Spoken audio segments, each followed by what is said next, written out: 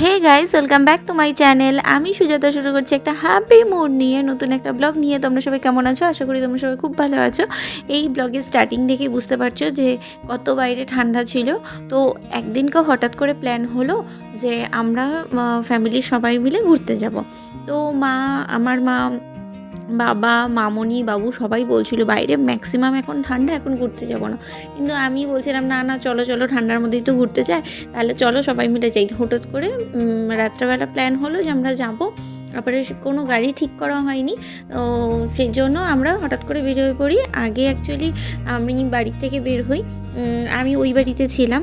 তো আমি, মা, বাবা বের হয়ে যাওয়ার পর যে এয়ারভিউ মোড়ের যে স্ট্যান্ড আছে ওখানে গিয়ে কথা বলে গাড়ি ঠিক করি। তারপরে ওখান থেকে আসি হচ্ছে সেবক রোডে আনন্দলোকের সামনে। মামনি, বাবু আর অভিজিৎ ওঠে। তারপরে আমরা সবাই মিলে ফ্যামিলির সবাই মিলে ঘুরতে যাই রোহিণীতে। আর বেশি দূর যাব না, রোহিণী আর রোহিণীর নিচে যে মোহিনী আছে, যে নতুন লেকটা হয়েছে, এই দুটো জায়গায় যাব। এটাই প্ল্যান করে বেরিয়েছি।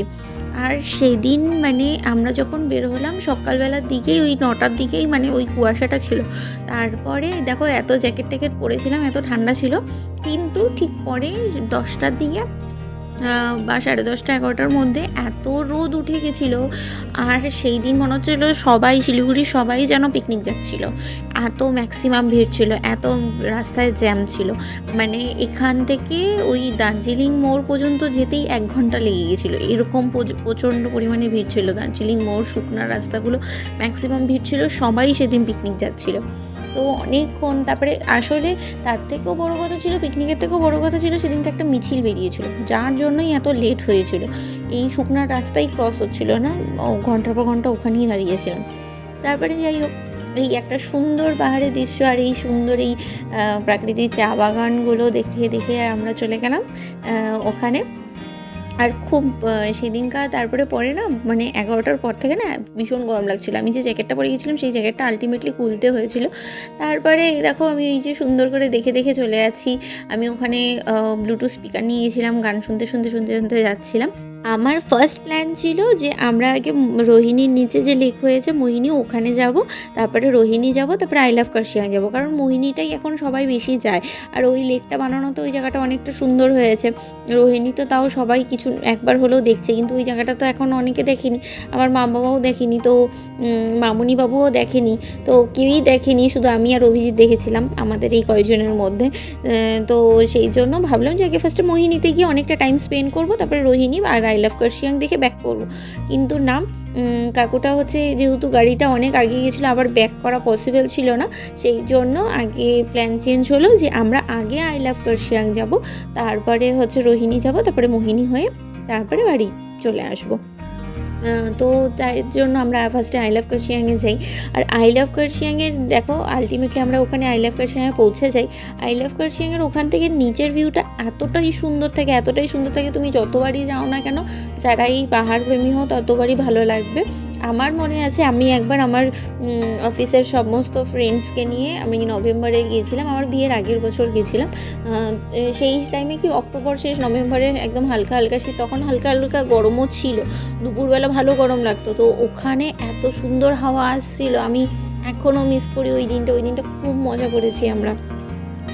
অনেকক্ষণ আই লাভ কার্শিয়াংয়ের ওখানে বসে আমরা অনেক মজা করেছি। তো সেদিনকাও তাই হয়েছিল, সেদিনকাও প্রচুর ভিড় ছিল যেহেতু সানডে, আর এইরকম জানুয়ারি ফেব্রুয়ারি টাইমে মানুষ বেশি করে, তো সবাই পিকনিকও যায়। তো আমরা ওখানে গেছি, ওখানে বসার জায়গা ছিল। আর মামনি যাওয়ার সময় হচ্ছে ফল কিনেছিল, কমলালেবু, তারপরে পেয়ারা, এগুলো সব কিনেছিল। তো ওখানে বসে বসে মা, বাবা, বাবু, মামনি আমরা সবাই ওখানে বসে ফলও খাচ্ছিলাম। তারপরে সবাই নিচে নামার পর আমিও নিচে নামলাম। এবারে মামনিকে বললাম মামনি চলে আসো, তুমিও নিচে নামো। তারপরে মামনিও নিচে নামলো। ওখান থেকে নিচে নামার পরে যে ভিউটা থাকে সেই ভিউটাও খুব সুন্দর থাকে। অভিজিৎকে বলছিলাম তুমি নিচে নামো, ও বলে না না না থাক, নিচে নামতে হবে না, এরকম বলছিল। তো যাই হোক, তারপরে আমরা আই লাভ কার্শিয়াং ঘোরার পর আমরা ওখান থেকে ব্যাক করি, ব্যাক করে চলে এসে তারপরে যাই হচ্ছে রোহিণীতে। আচ্ছা, তোমরা হচ্ছে কখনো এই যে একই জায়গায় বারবার গেছো? আমার তো মানে এই জায়গাগুলো প্রত্যেকটা জায়গায় ঘোরা, আর এই প্রত্যেকটা জায়গা আমি অভিজিতের সাথেই ঘুরে ঘুরে চিনছি। তো হচ্ছে এখন মানে কি ব্যাপারটা বলো তো, যতবারই দেখি না কেন ততবারই আমার এগুলোর প্রতি একটা ভালোবাসা থেকেই যায়। ঠিক আছে, কোনো ব্যাপার না, যতই ঘুরি না কেন আমি এই জায়গাটাতে আসবই, তাই না? আর যেহেতু এখন মনে হয় যে ঠিক আছে যেখানেই যাই না কেন, আগে তো উম মানে মা-বাবাদেরকে সাথে করে নিয়ে যেতাম না, এখন মনে হয় যেখানেই যাই না কেন সাথে করে নিয়ে যাই, সাথে করে নিয়ে যাই, ওরাও ঘুরুক, ওরাও মজা করুক। তারপরে হচ্ছে এই দেখো আমি তখন আসার সময় হচ্ছে আমি সামনে বসি আর পিছনে ওরা বসে। তারপরে এই যে আমরা পিছনে সবাই বসে থাকি আর আমি সামনে বসি, সামনে বসে সুন্দর চলে আসি আর তোমাদেরকে সুন্দর রাস্তার ভিউ দেখাতে দেখাতে চলে আসি।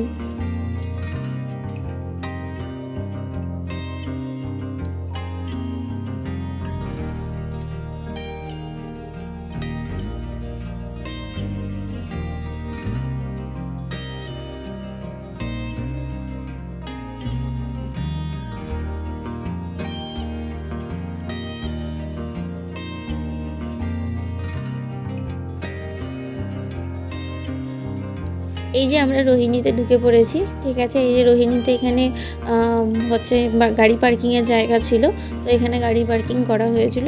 তো আমরা এখানে রোহিণীতে ঢুকলাম, ঢোকার পর রোহিণীর এখানেও হচ্ছে কিছু কিছু দোকান অ্যাড হয়েছে, কিছু কিছু দোকান চেঞ্জ হয়েছে। তো যাই হোক, তারপরে এখানে উঠি, তা আমি ভাবি যে এখান থেকে মা উঠতে পারবে কিনা, কারণ এই জায়গাটা অনেকটা উঁচু, অনেকটা খাড়া, উঁচুতে উঠতে হয় আর অনেক উঁচুতে মন্দির আছে। তো জানি না মা মন্দিরে যেতে পারবে কিনা। এবারে অনেক কষ্ট করে মাকে বলি ঠিক আছে তুমি চলো, উপর মন্দির পর্যন্ত না গেলেও তুমি একটু উপরটা চলো। তো মা অনেক কষ্ট করে দেখি হেঁটে হেঁটে তাও আসছিল।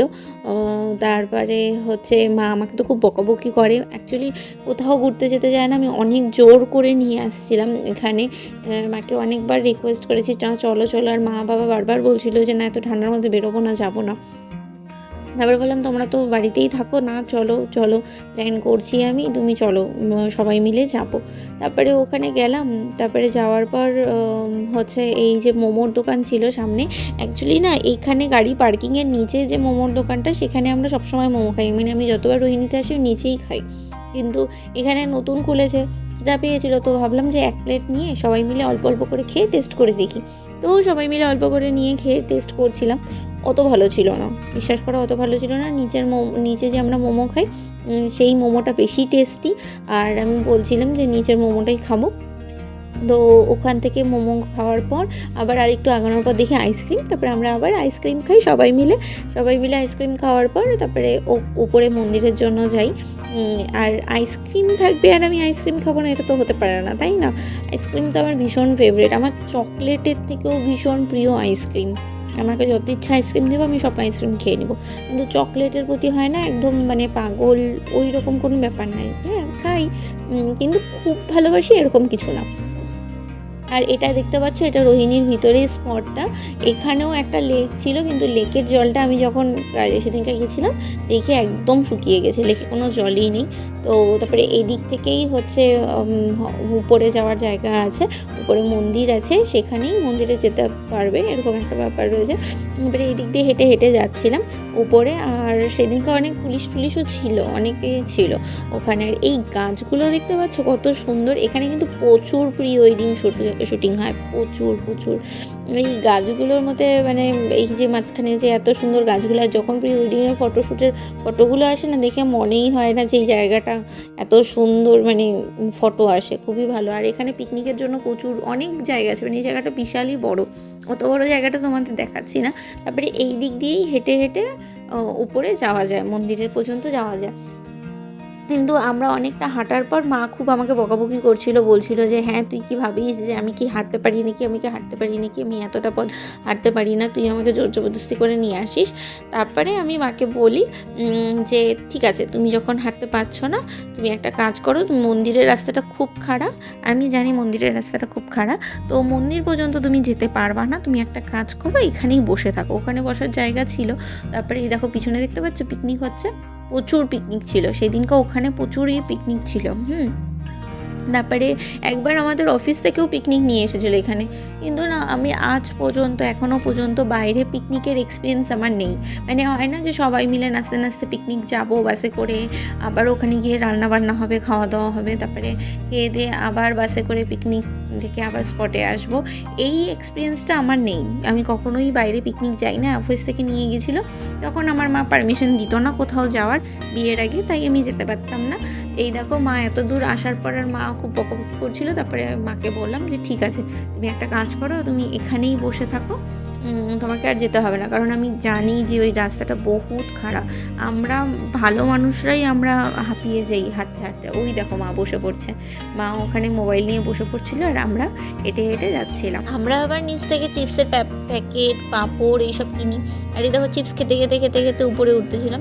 আমি যখন চিপস খাচ্ছিলাম না, তখন মামুনি আবার এসে আমার মুখের ভিতরে ঢুকিয়ে দিচ্ছিলেন, নাও চিপস খাও। সবাই মিলে চিপস খেতে খেতে এই উপরে উঠছিলাম। তো এই উপরের রাস্তাটা তো ভীষণই খাড়া ছিল। আর তারপরে ওখানে আমি বললাম যে ঠিক আছে আমি যাচ্ছি। তারপরে ওখানে একটা গাছ ছিল, গাছটা থেকে আমি আবার ফুল পাড়ছিলাম। তারপরে ওখানে একটা ফুল গাছ ছিল, ফুল গাছ নিচে ছিঁড়ে নিজের মাথার মধ্যে আমি নিজেই দিয়েছি ফুল। আবার অভিজিৎ পরে বলছিল যে ফুলটা তো আমিই তোমাকে বাগান থেকে ছিঁড়ে নিয়ে এসে দিয়েছিলাম, কিন্তু এরকম কিছুই না, একদম কিচ্ছু না, একদম আনরোম্যান্টিক একটা ছেলে।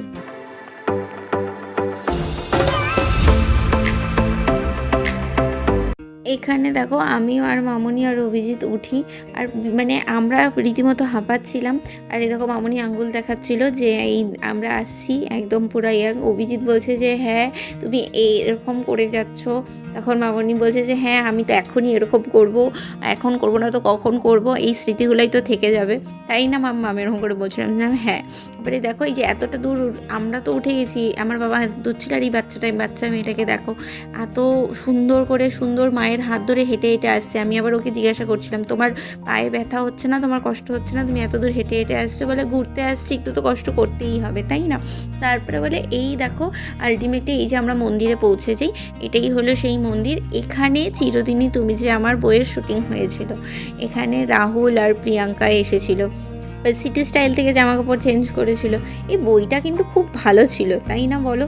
মানে পুরো এই নর্থ বেঙ্গলের শুটিং দেখে তো আরও বেশি ভালো লাগছিল। যাই হোক, তো এই দেখো পুরো ভিউটা দেখো এতটা সুন্দর, মানে ভীষণই সুন্দর। ওই মন্দিরের থেকে ওইটা খুব ভালো লাগে, আর মন্দিরের থেকে ওই লেকটা পর্যন্ত দেখা যায়, ওই মোহিনী লেকটা দেখা যায়। আর ওখানে মনে হচ্ছিল যে হ্যাঁ প্রচুর পিকনিক হবে, প্রচুর সাউন্ড আসছিল। তো এখানে তো অনেকবার আমি অভিজিৎ এসেছি, তাই আমি আর অভিজিৎ আর মন্দিরে ঢুকিনি। বাবা, বাবু আর মামুনি তিনজন হচ্ছে মন্দিরে ঢুকেছে, আর অভিজিৎ আর আমি বাইরেই দাঁড়িয়েছিলাম। তারপরে শু পরেছিলাম, আবার শু পরা আবার আটকানো, পায়ে আটকানো, ওটাও একটা ব্যাপার ছিল। তা আমরা বললাম যে তোমরা ভিতরে ঢুকো, আমরা বাইরে আছি, বাইরে বসে গল্প করি। আর ওই দেখো পুচকিটা দেখতে পাচ্ছ, বাপরে বাপ, পুচকিটার সেই এনার্জি, আবার দাঁড়িয়ে ওখানে ফটো তুলছিল। তো যাই হোক, ওখানে সবাই প্রণাম করে দেখার পর আবার ওখানে সবাইকে একটা করে ফটো তুলে দিই। তারপরে ওখান থেকে আমরা বেরিয়ে চলে আসি এই দেখো মোহিনী লেকে। মোহিনীতে বীভৎস ভিড় ছিল, প্রচুর প্রচুর পিকনিক ছিল, মানে মানুষ থাকার জায়গা ছিল না, এরকম পরিমাণে গিজগিজ করছিল। তো ওখানে আমরা বেশিক্ষণ আর টাইম স্পেন্ড করিনি, সবার খিদা পেয়ে গেছিলো, অনেকটা বেলা হয়ে গেছিলো। আমরা চলে আসছি ওখানকারই একটা হোটেলে। এই দেখো আমরা লাঞ্চ তো দেখালামই, ওখানে মাছ ভাত এরকম যেটা ছিল ভেজিটেবলস ছিল সেগুলো দিয়ে লাঞ্চ করি, আর লাঞ্চ করে ওখান থেকে বাড়ি চলে আসি। আমার না সবসময় এটা ইচ্ছা করে যে যেখানে যাব এখন দুই মা বাবাকে সাথে করে নিয়ে যাব, একসাথে থাকবো, একসাথে অনেক মজা করব। দুইটা মা বাবাই আমার যেন খুশি থাকে, বা আমি দুই মা বাবাকেই খুশি রাখতে পারি, সেটা সবসময় চেষ্টা করি। কিন্তু তুমি যেটা চাও সেটা কি সবসময় তোমার সাথে হয়? বা তুমি যেইভাবে পারফেক্টভাবে কাজটা করতে চাও সেটা কি সবসময় হয়? হয় না, না। কারণ ভাগ্যে কিছু জিনিস লেখা থাকে না, কিছু জিনিস ভাগ্যেরও ব্যাপার থাকে। তো এটাই হলো ব্যাপার, সমস্ত স্বপ্ন সত্যি হয় না।